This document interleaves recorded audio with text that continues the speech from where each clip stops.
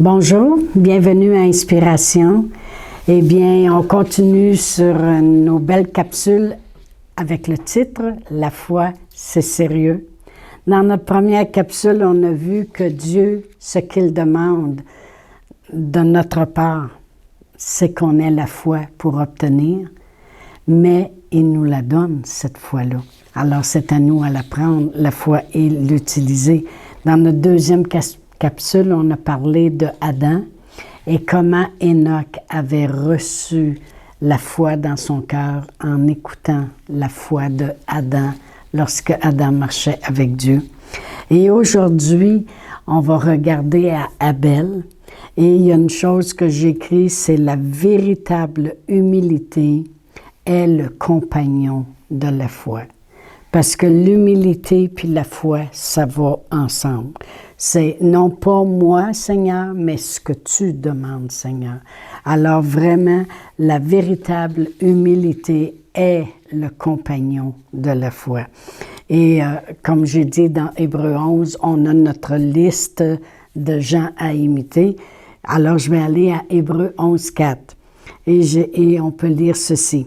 C'est par la foi qu'Abel offrit à Dieu un sacrifice plus excellent que celui de Caïn. C'est par elle qu'il fut déclaré juste. Pouvez-vous imaginer, par une action qu'il a fait en obéissance et en humilité devant Dieu, parce que c'est ce que Dieu demandait, il est devenu juste aux yeux de Dieu, parce que c'est par la foi. Hein?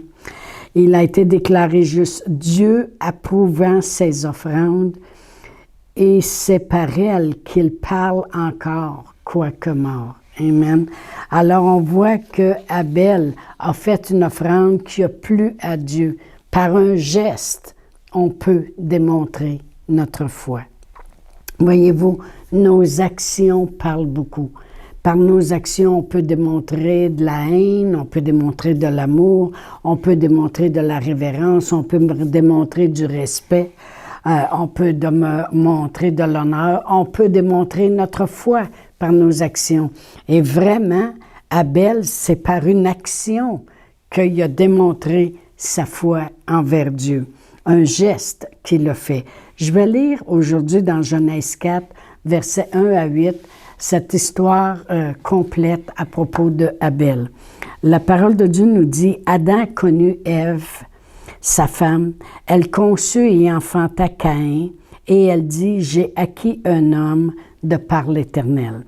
Elle enfanta encore son frère Abel. Abel fut berger et Caïn fut laboureur. Au bout de quelque temps, Caïn fit à l'Éternel une offrande des fruits de la terre. Et Abel, de son côté, en fit une des premiers-nés de son troupeau et de leur graisse. L'Éternel porta un regard favorable sur Abel et sur son offrande, mais il ne porta pas un regard favorable sur Caïn et sur son offrande. Caïn fut très irrité, et son visage fut abattu. Et l'Éternel dit à Caïn, « Pourquoi es-tu irrité et pourquoi ton visage est-il abattu? Certainement, si tu agis bien, tu relèveras ton visage, mais si tu agis mal, il y a quelque chose qui se passe. Le péché, là, il se couche à la porte et ses désirs se portent vers toi. Mais toi, là, domine sur lui. » Cependant, Caïn adressa la parole à son frère Abel, mais comme ils étaient dans les champs, Caïn se jeta sur son frère Abel et le tua. Alors, on voit ici l'histoire complète. Pourquoi Dieu a préféré le sacrifice de Abel à celui de Caïn? C'est très facile, parce que Abel a offert ce que Dieu demandait. Caïn, non. Et Caïn a offert ces choses aussi avec une attitude. OK? Abel n'a pas seulement offert un agneau. Des fois, on peut voir Abel juste avec un petit agneau. Parce que vraiment, Abel a offert les premiers-nés de son troupeau et leur graisse. OK? Et la parole de Dieu nous dit, Abel, de son côté, en fit une des premiers-nés de son troupeau et de leur graisse, à la fin du verset 3. Et puis, je me disais, voyons donc, c'est donc bien précis, ça, que Dieu, Abel a offert les premiers-nés de son troupeau et de leur graisse. Pourquoi? Et de leur graisse. Puis là, je regarde ça parce que je trouve que c'est précis. Amen. Dieu avait donné l'exemple avec Adam et Ève, qui ont sûrement transmis l'exemple eux aussi à leurs enfants, de qu'est-ce que Dieu avait fait pour les couvrir de leurs péchés Dieu avait immolé l'agneau, puis il les avait recouverts parce qu'ils étaient nus, et ils avaient recouvert de la peau de l'animal. Mais je me disais, waouh, c'est précis. Et un autre endroit où c'est précis comme ça, c'est dans Nombre 18, verset 17, lorsque l'ordre est donné au sacrificateur de faire l'offrande, et ça dit, « Mais tu ne feras point racheter le premier-né de la vache, le premier-né de la brebis, le premier-né ni de la chèvre, ce sont des choses saintes. Tu répandras leur sang sur l'autel et tu brûleras leur graisse. Ce sera un sacrifice consumé par le feu d'une agréable odeur à Dieu. » Alors, c'est sûr que c'est pas précisé comme ça avec Adam et Ève, mais en quelque part, ça a dû être précisé puisque Abel a offert les premiers-nés. Ça veut dire qu'il a offert le premier-né de la vache, le premier-né de la brebis, puis le premier-né de la chèvre. Il a offert les premiers-nés de son troupeau et leur graisse, et de leur graisse. Ça veut dire qu'en quelque part, il a suivi à la lettre ce que Dieu demandait. OK? Dieu, comme je dis, l'avait enseigné à Adam et Ève, mais l'attitude de Caïn était vraiment différente. Caïn, lui, est arrivé, puis c'est « Regarde, Seigneur, ô Dieu, la terre là, que tu as maudite, regarde ce que moi j'ai fait. Regarde ce que j'ai recueilli. Regarde ce que j'ai semé. Regarde ce que j'ai récolté. As-tu vu ce que j'en ai produit? » Alors, vraiment, il y avait de l'orgueil dans l'offrande de Caïn. Et pourquoi je sais qu'il y avait de l'orgueil?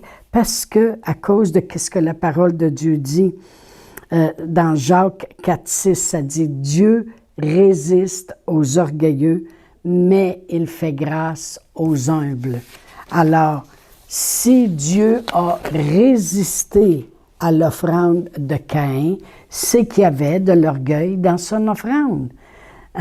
En plus de ne pas faire qu'est-ce que Dieu lui demandait.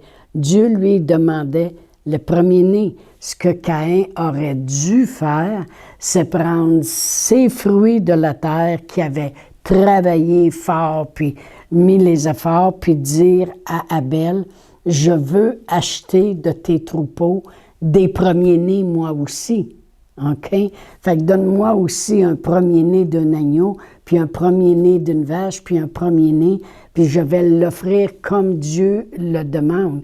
Prendre de ce qu'il a fait, puis le faire à la manière de Dieu.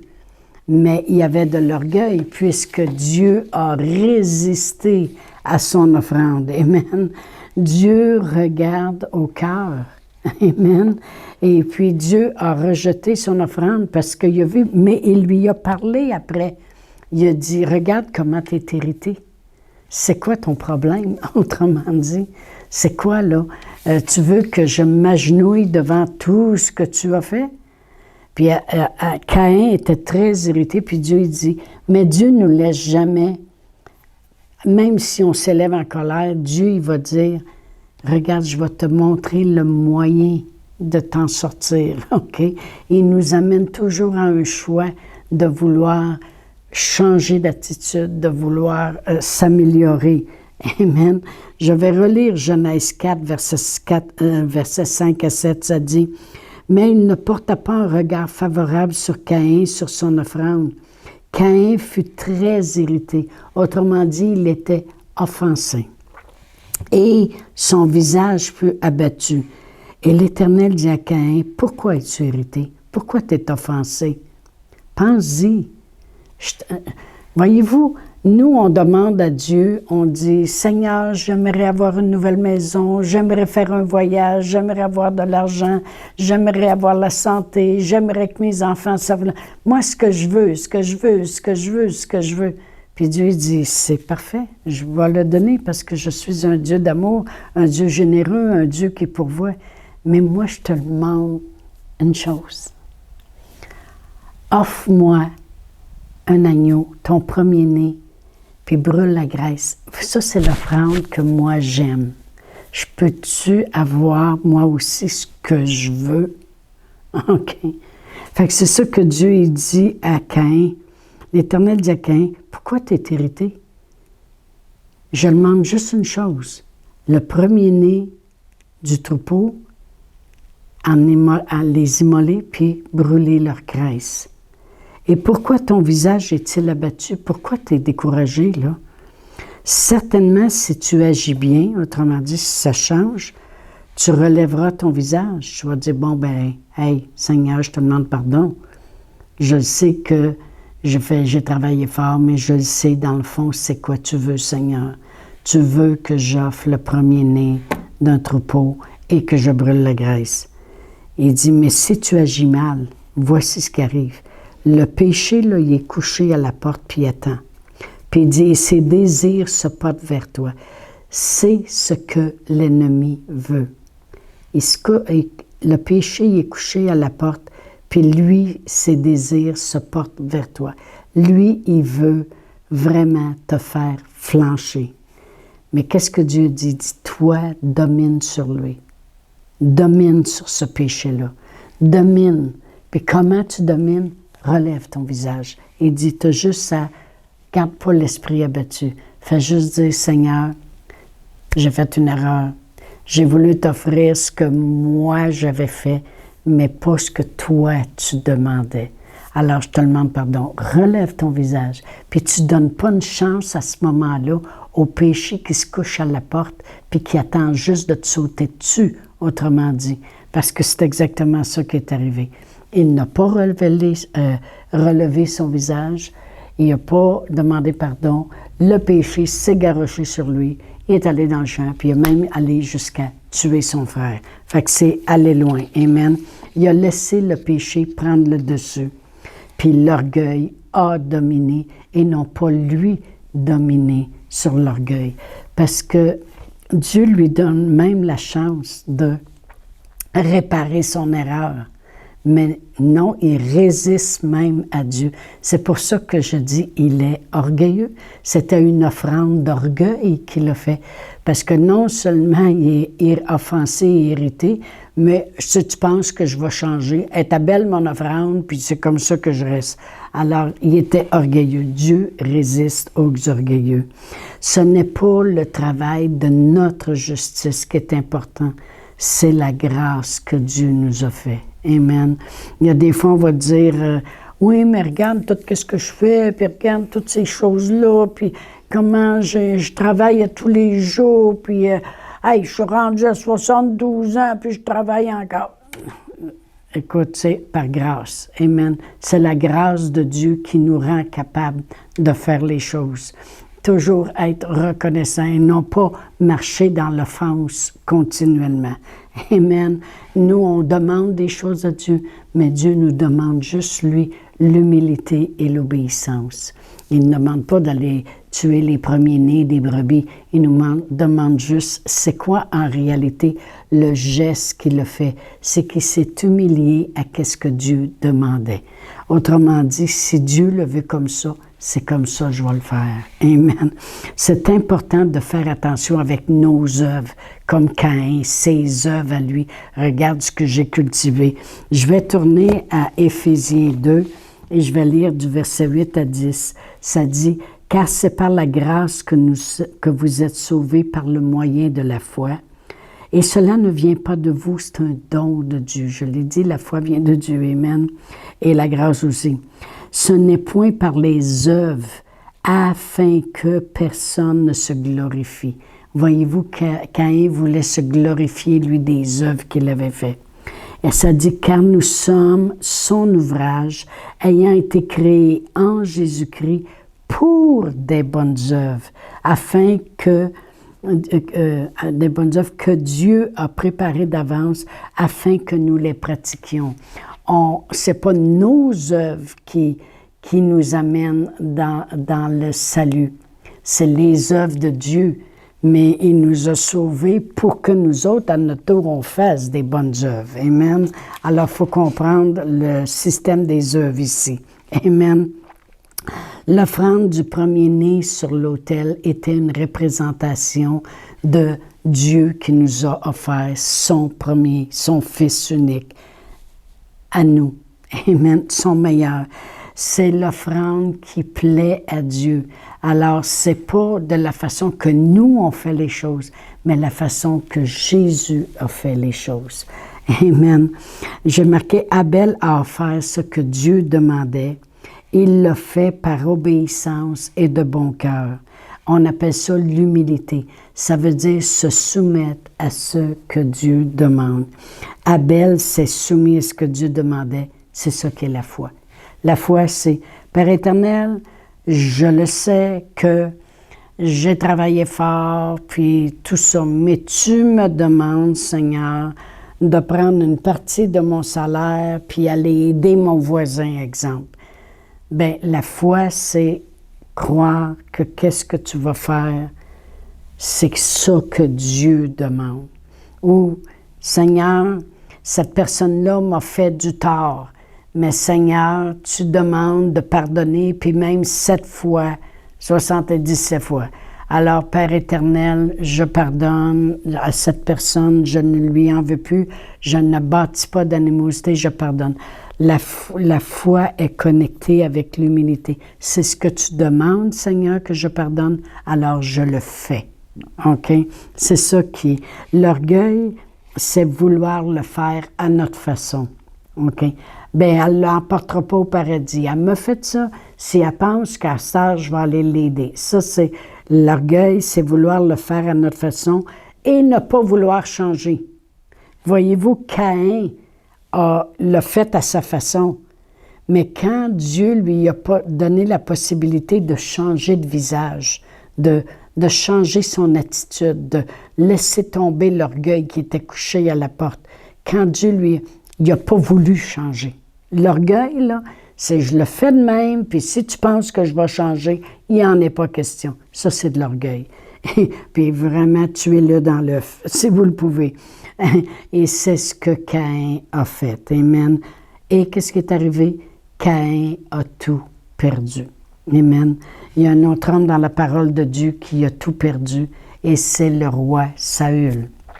Et parce qu'il a désobéi à Dieu lorsque Dieu lui a dit « Tu vas tout détruire, qu'est-ce qui est là? Vous ne gardez rien. » Puis eux autres ont décidé de garder quelques animaux. Et après ça, quand le prophète est arrivé, puis il a dit « C'est quoi que j'entends, là?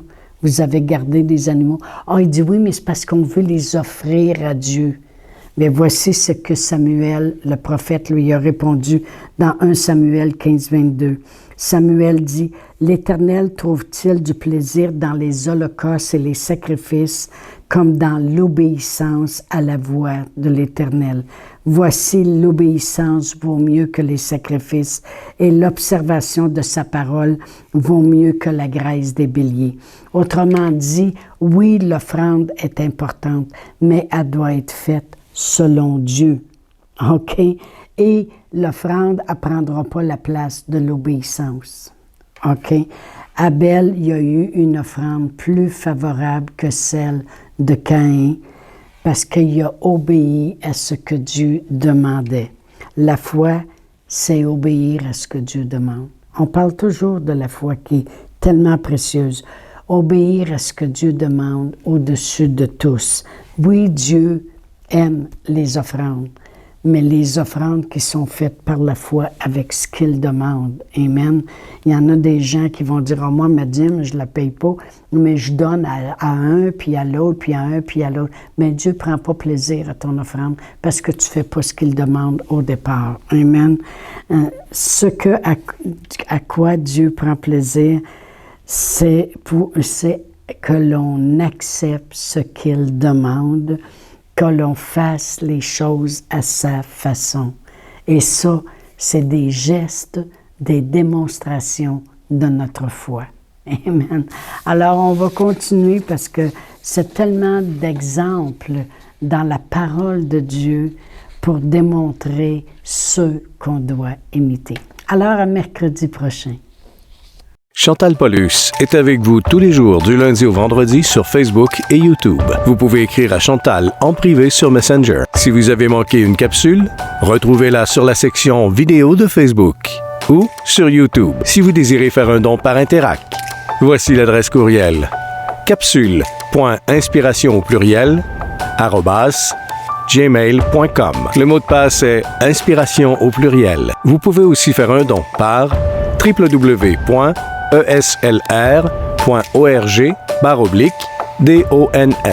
Veuillez indiquer en mémo Capsule Inspiration.